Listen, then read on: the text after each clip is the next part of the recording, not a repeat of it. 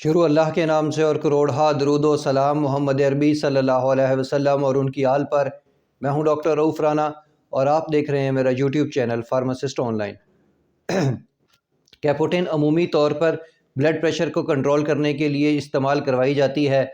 अक्सर मरीज़ जो ब्लड प्रेशर का शिकार होकर हॉस्पिटल पहुंचते हैं उनको भी एमरजेंसी के डॉक्टर साहिबान कैपोटेन की गोली ज़ुबान के नीचे रखवा देते हैं।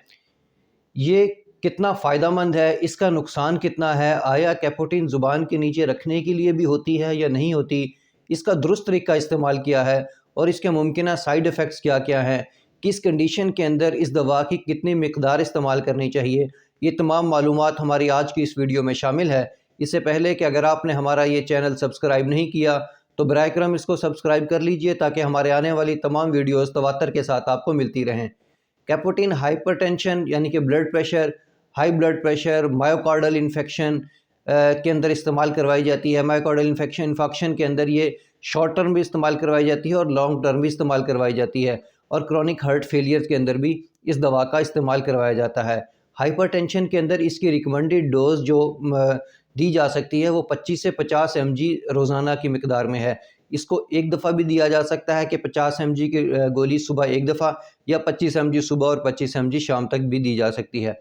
अगर मरीज़ और मर्ज़ की नौइयत के हिसाब से इस दवा का जो मिकदार है वो ज़्यादा भी की जा सकती है, यानी कि 100 mg तक भी की जा सकती है, 150 mg तक भी की जा सकती है। और ये दूसरे ब्लड प्रेशर कंट्रोल करने वाली दूसरी अद्वियात के साथ भी इस दवा का इस्तेमाल करवाया जाता है। ख़ुसूसी तौर पर पेशाब आवर अद्वियात के साथ भी इस दवा का इस्तेमाल करवाया जाता है तो बेहतर नताइज मिलते हैं। हार्ट फेलियर के अंदर जब इस दवा का इस्तेमाल करवाया जाता है तो ये बहुत ही ज़्यादा मेडिकल सुपरविजन के अंदर ही करवाना चाहिए। ऐसे मरीज़ जो गुर्दों के आर्जे में मुब्तला हों और उनका क्रिएटिनिन लेवल 40 से ज़ायद हो तो वो 25 से 50 mg की दवा स्टार्टिंग डोज इस्तेमाल कर सकते हैं और मैक्सिमम डोज 150 mg ले सकते हैं। लेकिन ऐसे मरीज़ जिनका क्रिएटिनिन लेवल 21 से 40 हो वो 25 mg की स्टार्टिंग डोज ले सकते हैं और मैक्सिमम डोज 100 mg तक ले सकते हैं। और जिनका लेवल 10 से 20 तक हो वो 12.5 की स्टार्टिंग डोज के साथ शुरू कर सकते हैं और मैक्सिमम डोज 75 तक ले सकते हैं। ऐसे मरीज़ जिनका लेवल 10 से कम हो वो 6.25 की स्टार्टिंग डोज से शुरू होकर 37.5 की मिकदार तक ही ले सकते हैं। तो ऐसे मरीज़ जिनके जो गुर्दों के आर्जे में मुब्तला हों और उनका क्रिएटिनिन लेवल 10 से कम हो उनको इस दवा का इस्तेमाल नहायत ही सोच समझ के करवाना चाहिए। अगर इस दवा के इस्तेमाल करने के साथ साथ किसी को कोई जिगर का आर्जा मुब्तला हो जाए या वो पहले ही जिगर के आर्जे में मुब्तला हो या उसे जॉन्डिस की शिकायत हो तो इस दवा का इस्तेमाल फौरी तौर पर तर्क कर देना चाहिए।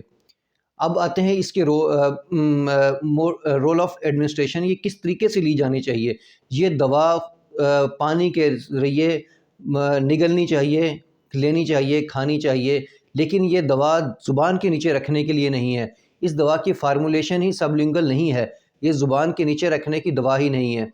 हमारे अमूमन एमरजेंसीज़ के अंदर एक गलत प्रैक्टिस शुरू हुई है कि कोई भी मरीज़ कोई ज़्यादा ब्लड प्रेशर के साथ आ रहा होता है तो फ़ौरन उसके ये गोली उसकी ज़ुबान के नीचे रख देते हैं कि आपका ब्लड प्रेशर कंट्रोल हो जाएगा।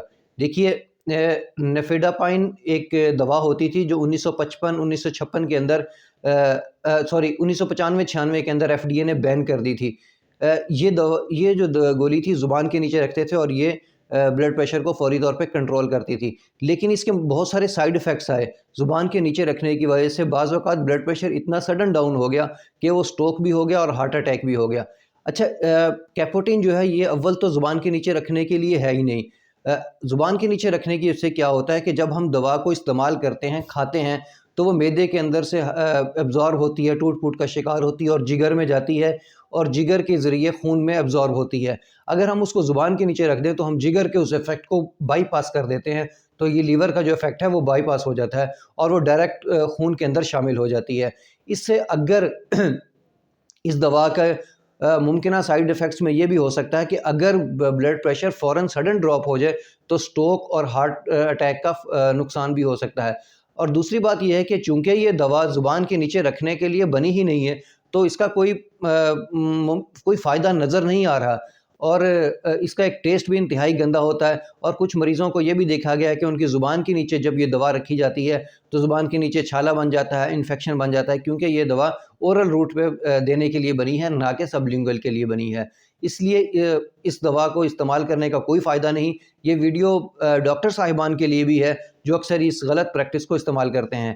یہ دوا قطعاً سب لنگول کے لیے نہیں ہے۔ ایک اس کا ٹیسٹ انتہائی گندا ہوتا ہے، اور دوسری بات یہ ہے کہ یہ کوئی فائدہ نہیں دیتی، الٹا اگر کر سکتی ہے تو کوئی ممکنہ نقصان ہی کر سکتی ہے۔